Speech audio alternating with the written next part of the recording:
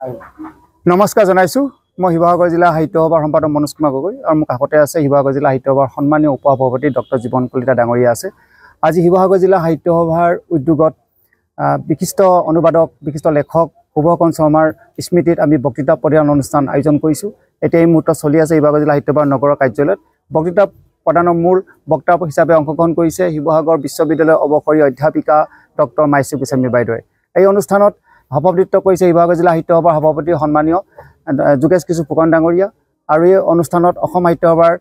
প্ৰকল্পৰ অনুবাদ প্ৰকল্পৰ আহ্বায়ক বাবুল কুমাৰ বৰুৱা, অসম সাহিত্য সভাৰ বিষয়ববীয়া ডক্টৰ হিমন্ত বৰুৱা, অসম সাহিত্য সভাৰ বিষয়ববীয়া পবিত্ৰ ভট্টাচাৰ্যকে মুখ্য কৰি শিৱসাগৰ জিলা সাহিত্য সভাৰ বিষয়ববীয়াসকল উপস্থিত আছে। আজি আমি শিৱসাগৰ জিলা সাহিত্য সভাৰ উদ্যোগত যি অনুষ্ঠান আয়োজন কৰিছোঁ, এই অনুষ্ঠানত আমি ডক্টৰ শুভকণ শৰ্মাদেৱক আমি সোঁৱৰণ কৰিছোঁ, তেখেতক শ্ৰদ্ধাঞ্জলি জ্ঞাপন কৰিছোঁ আৰু তেখেতক শ্ৰদ্ধাঞ্জলি জ্ঞাপনেৰে স্মৃতিপন কৰিছে ডক্টৰ জীৱন কলিতাদেৱে। আজি আমি ভাগ্যৱান শুভকণ শৰ্মাদেৱক আমি এই স্মৰণ কৰিবলৈ পাই আৰু সভা অনুষ্ঠানটো ইমানেই। এইবাৰ আমি এই প্ৰথমবাৰৰ পৰা এই বছৰ 2025 বৰ্ষত আমি শিৱসাগৰ জিলা সাহিত্য সভাই শুভকণ শৰ্মাৰ ন্যাস সমিতিৰ লগত আলোচনা মৰ্মে এইবাৰৰ পৰা আমি শুভকণ শৰ্মাৰ স্মৃতি বঁটা অনুবাদ সাহিত্য বঁটা প্ৰদান কৰিম। শুভকণ শৰ্মাৰ স্মৃতিত যি সাহিত্য বঁটা অনুবাদ সাহিত্য বঁটা প্ৰদান কৰিম। এই বঁটাটো অসমৰ বাসিন্দা হ'ব লাগিব আৰু যিসকলে এই বঁটা লাভ কৰিব, যিসকলে আমি বঁটা প্ৰদান কৰিম, তেওঁ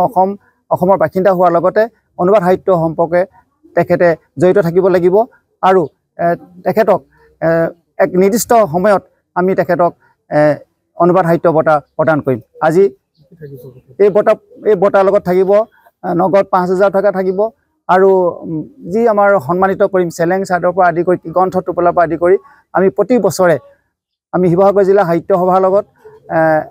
শুভকণ শৰ্মাৰ পৰিয়ালৰ লগত আমি আলোচনা কৰিছোঁ আৰু আমি খুব সাংবিধানিকভাৱে আমি তেখেতসকলৰ লগত চুক্তি কৰিছোঁ যে অনাগত দিনতো শিৱসাগৰ জিলা সাহিত্য সভাই অনুবাদ সাহিত্য সম্পৰ্কত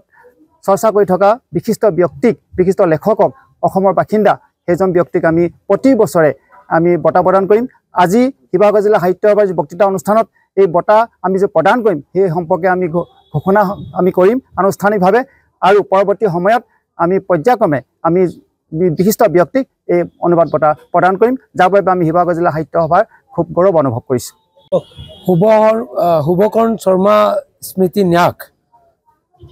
ন্যাসে শিৱসাগৰ জিলা সাহিত্য সভাৰ লগত যোগ লাগি আজিৰ পৰা অনুবাদ সাহিত্যিক শুভকণ শৰ্মাৰ স্মৃতিৰ যুগমীয়া কৰি ৰাখিবৰ কাৰণে এক প্ৰচেষ্টা হাতত লৈছে আৰু অনুবাদ সাহিত্যৰ লগত তেখেত যিহেতু জড়িত আছিলে, অনুবাদ সাহিত্যৰ প্ৰয়োজনীয়তা বিষয়ক লৈ আজি এটা বক্তৃতা অনুষ্ঠান আয়োজন কৰিছে আৰু শিৱসাগৰ জিলা সাহিত্য সভাই ন্যাসৰ লগত আমাৰ লগত